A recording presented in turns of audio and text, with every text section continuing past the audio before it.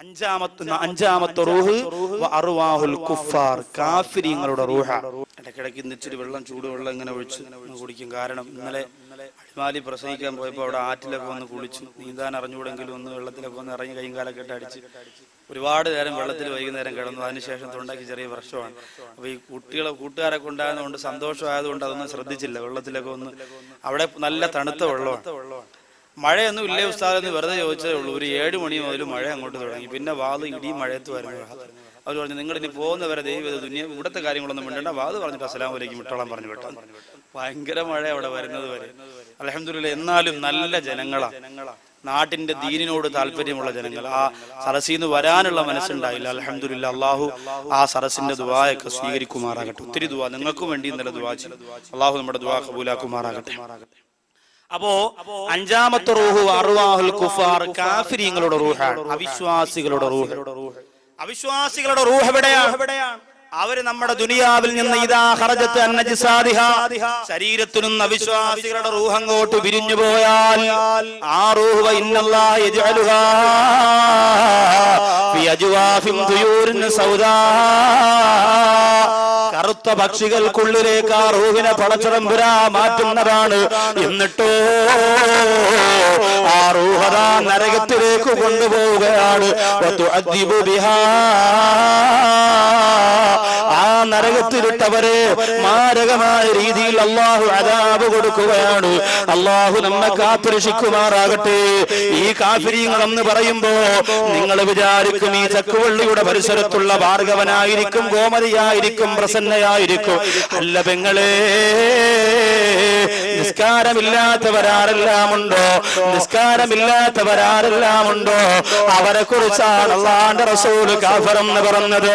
നിസ്കാരമില്ലാത്തവരെ വിശ്വാസികളുടെയും അവിശ്വാസികളുടെയും വേർതിരിക്കുന്നത് അത് നിസ്കാരമാണ് എന്ന് അല്ലാഹുവിന്റെ ഹബീബ് പഠിപ്പിക്കുമ്പോ, എന്റെ പ്രിയപ്പെട്ടവരെ, നിസ്കാരത്തിൽ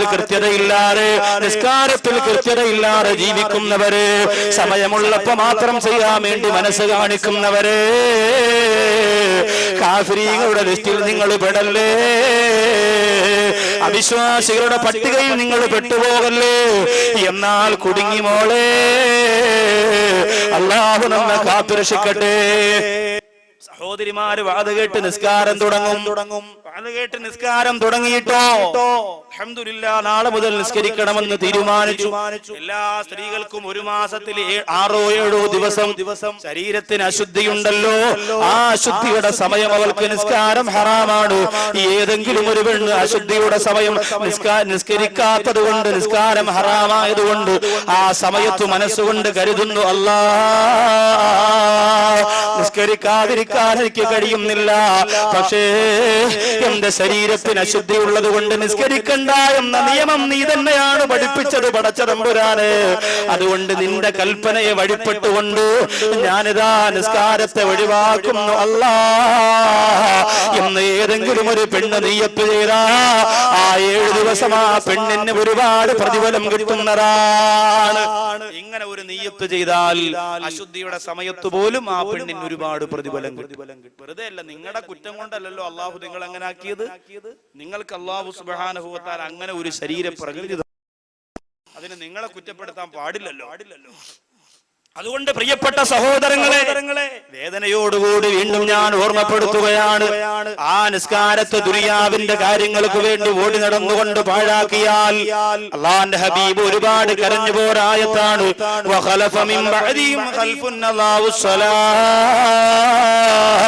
വത്തബഉ ശഹവാ വസൗഫ യൽഖൗന ഗയ്യാ. അങ്ങയുടെ കാലശേഷം ഒരു കാലഘട്ടം വരാനുണ്ട്. ആ കാലഘട്ടത്തിലെ ജനങ്ങളാരാ? അല്ലാഹു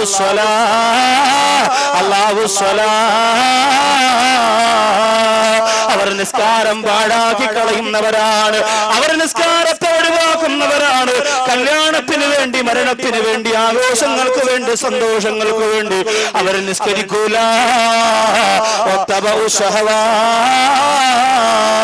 അവരുടെ ശരീരം എന്ത് ആഗ്രഹിക്കുമോ ആ ശരീരത്തിന്റെ ആഗ്രഹത്തിന്റെ പിന്നാലെ പോകുന്നവരാണ്. അല്ലാഹു നമ്മെ കാത്തുരക്ഷിക്കട്ടെ. അതുകൊണ്ട് വിശ്വാസികളുടെ റൂഹാക്കി നമ്മൾ മാറ്റണം. മരണത്തിന് സമയമാവട്ടെ ഉസ്താദേ എന്നിട്ട് മാറ്റാം എന്ന് പറഞ്ഞ് നിങ്ങൾ ആരും കരുതണ്ട. എപ്പോ മരിക്കുമെന്ന് നമുക്ക് പറയാൻ പറ്റുമോ? നിങ്ങളെല്ലാവരും ദുആ ചെയ്യണം. ദീനീ പ്രവർത്തകനായ തട്ടത്തുമലയിൽ വാഴോട് എന്ന് പറയുന്ന സ്ഥലത്ത് ഷാനവാസ് എന്ന് പറയുന്ന ഒരു സഹോദരനുണ്ട്.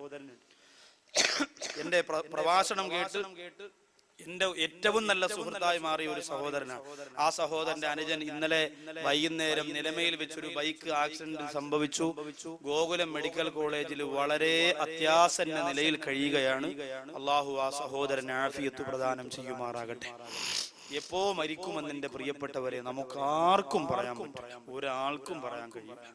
അതുകൊണ്ട് ഈ യാത്ര മരണമാണ് എന്ന് നമ്മൾ ചിന്തിച്ചുകൊണ്ട് വേണം ഇറങ്ങാൻ ഓരോരുത്തരും. എന്റെ കുളങ്ങര പള്ളിയിൽ കഴിഞ്ഞ റമദാൻ ഒരു സഹോദരൻ പിരിവിന് വന്നു. എനിക്ക് എന്നും എപ്പോഴും ആ സഹോദരൻ ഞാൻ ദുആ ചെയ്യും.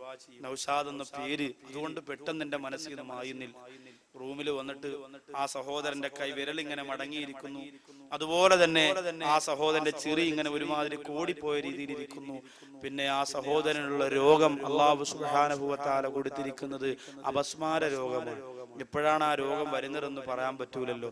റൂമിൽ വന്നിട്ട് പറയുന്നു, ഉസ്താദേ നിങ്ങളുടെ പേരാണ് എന്റെ പേര്, എനിക്ക് ദറസിൽ പഠിക്കണമെന്ന് ഉസ്താദ് ആവണമെന്നൊക്കെ വലിയ ആഗ്രഹമുള്ള കൂട്ടത്തിലായിരുന്നു. എന്റെ ഉമ്മ എന്നെ ദറസിൽ കൊണ്ടുവന്നാക്കി. പക്ഷെ എന്റെ ഉമ്മച്ചി എന്നെ ദറസിൽ കൊണ്ടുവന്നാക്കിയപ്പോൾ ഒരു ദിവസം ഉസ്താദും ഒത്തൊരു പരിപാടിക്ക് ഒരു വീട്ടില് മുത്തലിമ്യങ്ങളാവുമ്പോ വീട്ടിൽ എന്തെങ്കിലും ആവശ്യം വന്നാൽ വിളിക്കുമല്ലോ. അതിന് പോയപ്പോ അവിടെ വെച്ച് എനിക്ക് അപസ്മാര രോഗം വന്നു. ഉസ്താദിനോട് സെക്രട്ടറി പറഞ്ഞു, നിങ്ങൾ ഈ കുഞ്ഞിനെ മാറ്റിയില്ല എങ്കിൽ നിങ്ങളെ പള്ളിയിൽ നിന്ന് ദറസോടുകൂടി പിരിച്ചുവിടുന്നു. അതെങ്ങനെയാണല്ലോ, സെക്രട്ടറിമാരുടെ ഭീഷണിക്ക് മുന്നിലാണ് ഉസ്താദുമാരുടെ ജോലി. അള്ളാഹു അങ്ങനെ ഒരു അവസ്ഥ നമുക്ക് മാറ്റി തരുമാറാകട്ടെ. ഉസ്താദുമാരുടെ ഭീഷണിക്ക് മുന്നിലായിരിക്കണം ഒരു മഹല്ല് വളരേണ്ടത്. അങ്ങനെ ഏതെങ്കിലും ഒരു മഹല്ല്, ഞാൻ നിങ്ങൾ ആരെയും കുറ്റപ്പെടുത്തിയതല്ല, നിങ്ങൾ പരിശോധിച്ചു നോക്ക്, ഏതെങ്കിലും ഒരു മഹല്ല് അങ്ങനെ വളർന്നിട്ടുണ്ടോ? ആ മഹല്ല് ഇന്ന് വളരെ അടുക്കും ചിട്ടയോടും കൂടി ഇന്നും കെട്ടുറപ്പോടുകൂടി നിലനിൽക്കുകയാണ്. ബാക്കിയുള്ള സ്ഥലത്ത് തെരഞ്ഞെടുപ്പിന് പിന്നെ ഈ കമ്മിറ്റി തെരഞ്ഞെടുക്കുന്നതിന് വേണ്ടി തെരഞ്ഞെടുപ്പ് വോട്ട് നടത്തുന്നു, ഇലക്ഷൻ നടത്തുന്നു, പിടിച്ചു തള്ളുന്നു. അതുപോലെ ഞങ്ങൾ കമ്മിറ്റി ഇരിക്കുമ്പോ 50,000 ഫണ്ടിലുണ്ടായിരുന്നു, നിങ്ങൾ കമ്മിറ്റി കയറിയപ്പോൾ ഉള്ളതും പോയില്ലേ, ഇതൊക്കെ പറഞ്ഞങ്ങനെ ചർച്ചകളും ബഹളങ്ങളും. അപ്പോ ഈ പ്രിയപ്പെട്ട സഹോദരൻ പറയുന്നു, ഉസ്താദെ അങ്ങനെ എന്റെ ദറസ് ജീവിതം നിന്നു. എന്റെ ഉമ്മാടെ അടുത്ത് എന്റെ ഉസ്താദ് കൊണ്ടുവന്നാക്കിയിട്ട് ഇനി അവൻ എങ്ങും വിടണ്ട, അവന് രോഗമാണെന്ന് പറഞ്ഞ് എന്നെ വീട്ടിലാക്കി. പ്രിയപ്പെട്ട ഉസ്താദെ, അന്നു മുതൽ ഞാനൊന്നും പഠിച്ചിട്ടില്ല, പക്ഷെ എനിക്ക് ബാങ്കിന്റെ ദുആ അറിയാം. ആ സഹോദരൻ കരഞ്ഞുകൊണ്ട് പറയാണ്, പാവം നല്ല ബുദ്ധി പോലുമില്ല ഉസ്താദെ, എനിക്ക് ബാങ്കിന്റെ ദുആ അറിയാം, യാസീൻ പകുതി വരെ അറിയാം, എന്റെ നാട്ടിൽ ആര് മരിച്ചാലും ഞാൻ അവിടെ പോയിരുന്നോതും. ആ സഹോദരന്റെ വീടെവിടെയെന്ന് ചോദിച്ചപ്പോൾ ആ സുഹൃത്തിന്റെ പോക്കറ്റിൽ നിന്ന് ഒരു കടലാസിൽ ആ സഹോദരന്റെ വീട്ടിലേക്കുള്ള വഴി ഇങ്ങനെ അടയാളപ്പെടുത്തിയിരിക്കുകയാണ്. വീട്ടിലേക്ക് പോകാനുള്ള വഴി എഴുതി വെച്ചിരിക്കുകയാണ്. ഇതെന്തിനെന്ന് ചോദിച്ചപ്പോൾ ആ സഹോദരൻ പറയുന്നു, എന്ന് ഞാൻ വീട്ടിൽ നിന്നിറങ്ങിയാലും ഉസ്താദേ പിരിവിന് വേണ്ടി ഞാൻ പള്ളികളിൽ വരുന്നവനാണ്, എനിക്ക് വാപ്പയില്ല, എന്റെ ഉമ്മ രോഗിയാണ്, അതുകൊണ്ട് ഏതെങ്കിലും പള്ളിയിൽ പോകുമ്പോ ആരെങ്കിലും തരുന്ന പൈസ കൊണ്ടാണ് ഉസ്താദ് എന്റെ ജീവിതം നടന്നുകൊണ്ടിരിക്കുന്നത്. അതുകൊണ്ട് ഇത് എഴുതി വെച്ചു തന്നത് എന്റെ പ്രിയപ്പെട്ട ഉമ്മച്ചിയാണ്. കാരണം എന്തെന്നറിയോ മോനെ, വഴിയിൽ വെച്ച് എവിടെയെങ്കിലും ആരുമില്ലാത്ത ഒറ്റപ്പെട്ട സ്ഥലത്ത് വെച്ച് നിനക്ക് ഈ അസുഖം വന്നു പോരാൽ, ഈ അസുഖം വന്ന പോലെ നിന്റെ തല ഏതെങ്കിലും സ്ഥലത്തിടിച്ച് നീ എങ്ങും മരിച്ചു പോയാ, പൊന്നു മോനെ നിന്റെ മയ്യത്ത് കൊണ്ടുവരാ, നിന്റെ മയ്യത്ത് കൊണ്ടുവരാ, നിന്റെ വീട് ഏതെന്നറിയണമല്ലോ. അങ്ങനെ ആര് നിന്റെ മയ്യത്ത് കണ്ടാലും നിന്റെ പോക്കറ്റിൽ നിന്ന് വീടിന്റെ അഡ്രസ് കണ്ട് നിന്നെ കൊണ്ടുവരാൻ വേണ്ടിയിട്ടാണ് മോനെ ഇത് ഞാൻ എഴുതി തന്നത് എന്ന് ആ പ്രിയപ്പെട്ട സഹോദരൻ പൊട്ടിക്കരഞ്ഞുകൊണ്ട് പറഞ്ഞു പോരെങ്കിലും സഹോദരങ്ങളെ, എപ്പോഴാണ് മരിക്കുന്നതെന്ന് നമുക്ക് പറയാൻ പറ്റൂല. മാമം അബ്ദുൽ ലത്തീഫ് ഉസ്താദിന്റെ ജ്യേഷ്ഠനായ അബ്ദുൽ ഫത്താഹ് മൗലവി, അബ്ദുൽ ഫത്താഹ് മൗലവിയുടെ പ്രിയപ്പെട്ട ഭാര്യ 10 ദിവസം പനി പിടിച്ച് കിടന്നിട്ടാണ് മരിച്ചത്. ക്യാൻസർ അല്ല, ട്യൂമർ അല്ല, കിഡ്നി തകരാറല്ല, മറ്റു മാരകമായ രോഗങ്ങളല്ല, പനി മാത്രമാണ് പനി. കോട്ടയം മെഡിക്കൽ കോളേജിൽ 3 ദിവസത്തിന് മുമ്പ് ഒരു പ്രിയപ്പെട്ട സഹോദരൻ, 14 വയസ്സുകാരനായ സഹോദരൻ മരണപ്പെട്ടു പോയത്. എന്റെ പ്രിയപ്പെട്ടവരെ, പനി പിടിച്ചിട്ടാണ്. അതുകൊണ്ട് സഹോദരങ്ങളെ, നാളെയാകട്ടെ, അടുത്ത റമളാനാകട്ടെ, നാളത്തെ വഅദ് കൂടി കഴിയട്ടെ, ഞാൻ നന്നാവാമെന്ന് തീരുമാനിക്കാറ് ഈ രാത്രി അല്ലാഹു നിനക്ക് തന്ന രാത്രിയാണ്. രക്ഷപ്പെടാനുള്ള കവാടങ്ങൾ നിനക്ക് വേണ്ടി തുറക്കപ്പെട്ട രാത്രിയാണ്. പ്രതിഫലത്തിന്റെ പടുംകൂട്ടമാണ് പർവ്വതത്തിന്റെ മുകളിലേക്ക് അനുഗ്രഹത്തിന്റെ ചിറക് വിടർത്തിയിട്ട് റഹ്മത്തിന്റെ മാലാഖമാരോടൊപ്പം പറന്നു പോകാൻ ഈ വിശാലമായ ഗ്രൗണ്ടിനകത്ത് അല്ലാഹു തന്നിരിക്കുന്ന നല്ല വേദിയാണ് എന്റെ പ്രിയപ്പെട്ടവരെ. അതുകൊണ്ട് നൗസാദ് ബാഖവിയാണ് പറയുന്നതെന്ന് നിങ്ങൾ കരുതണ്ട. നിങ്ങൾ മനസ്സിരുത്തിയിട്ട് ചിന്തിക്കുക, അല്ലാഹു തീരുമാനിച്ച പരിപാടിയാണ്. ഒരു നിമിത്തമെന്ന പോലെ പടച്ചതമ്പുരാൻ എന്നെ ഇവിടെ എത്തിച്ചതാണ്.